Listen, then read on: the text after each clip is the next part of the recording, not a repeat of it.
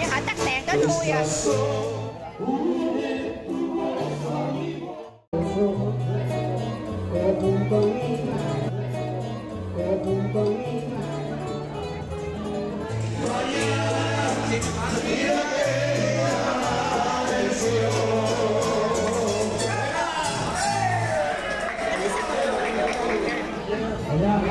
Cái phim này cho bạn thôi.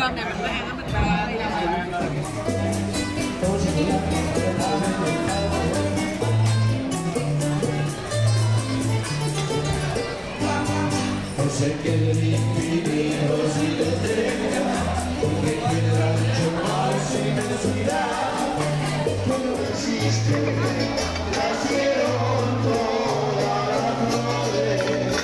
Ủa đây đi mình lấy cho con. Coi cho nhiều cái nữa nè, có cá đây nè.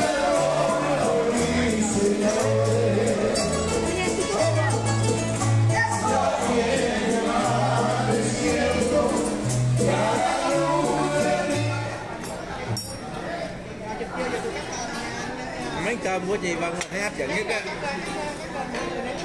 Thì cái gì nó chỉ trên trời.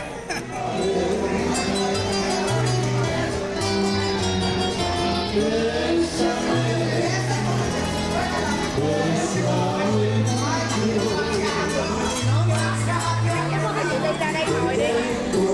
Em ngồi bếp cho con em chơi. Bếp em ra đây nữa.